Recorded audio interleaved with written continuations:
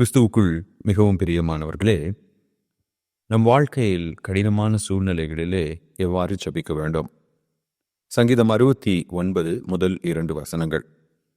தேவனே என்னை இரட்சியும், வெள்ளங்கள் என் ஆத்துமா மட்டும் பெருகி வருகிறது. ஆழமான உளையில் அமிழ்ந்திருக்கிறேன், நிற்க நிலையில்லை, நிலையாத ஜலத்தில் ஆழ்ந்திருக்கிறேன். வெள்ளங்கள் என்மேல் புரண்டு போகிறது.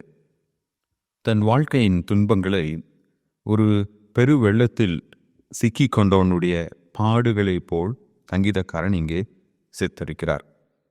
அவர் சித்தரிப்பதின் மூலமாக 4 கருத்துக்களை நாம் கற்றுக்கொள்ளலாம். கடினமான சூழ்நிலைகளில் நாம் ஜெபிக்கும் போது முதலாவது கடவுளுக்கு முன்பாக நம்மை நாம் தாழ்த்துகிறவர்களாக இருக்க வேண்டும். We need to humble ourselves before God. இப்படிப்பட்ட சூழ்நிலைகளை மனிதர்கள் கடந்து போகும்போது வழக்கமாக அவர்கள் கடவுளை குறை கூறுகிறவர்களாக, கடவுளை சந்தேகிப்பவர்களாக, கடவுள் இருக்கிறாரா என்ற எண்ணம் கொண்டவர்களாக காணப்படலாம்.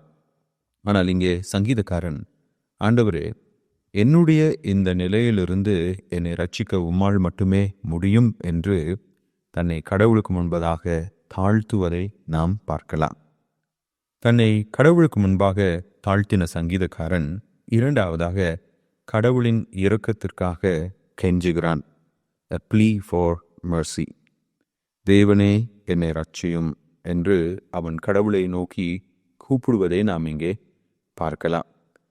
இந்த சூழ்நிலையிலிருந்து கடவுளால் மட்டுமே என்னை ரட்சிக்க முடியும் என்பதை உணர்ந்த சங்கீதக்காரன் கடவுளின் இரக்கங்களுக்காக அவன் காத்திருக்கிறான்.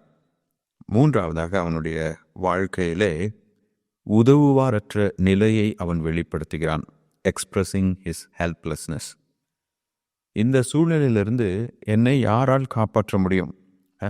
என் ஆத்துமா மட்டும் பெருகி வருகிறது, ஆழமான உளையில் அமிழ்ந்திருக்கிறேன், நிற்க நிலையில்லை, நிலையில்லாத ஜலத்தில் ஆழ்ந்திருக்கிறேன், வெள்ளங்கள் என்மேல் புரண்டு போகிறது என்று அடுக்கு மொழிகளிலே தன்னுடைய பிரச்சனையை அவன் வெளிப்படுத்துவதை நாம் பார்க்கலாம்.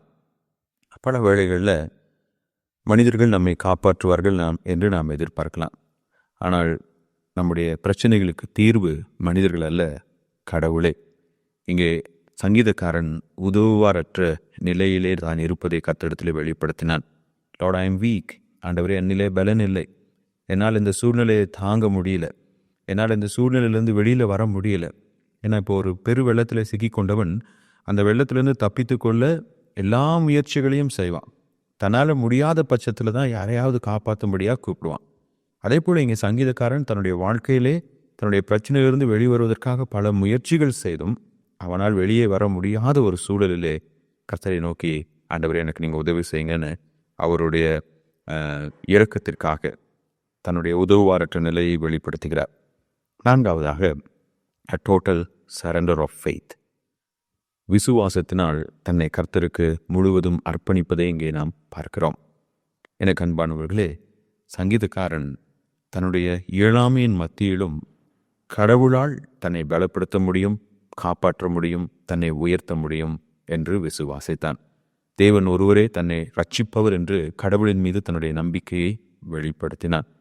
இன்றைக்கு உங்களுடைய வாழ்க்கையிலே நீங்கள் சந்திக்கும் பிரச்சனைகளின் மத்தியிலே கடவுளுக்கு முன்பதாக உங்களை தாழ்த்தி கடவுளின் இரக்கத்திற்காக வேண்டி உங்களுடைய பலவீனமான நிலையை கர்த்தருக்கு தெரிவித்து விசுவாசத்தினால் அவருக்கு உங்களை அர்ப்பணிக்கும் போது நிச்சயமாகவே உங்கள் ஜெபத்தையும் கர்த்தர் கேட்பார்.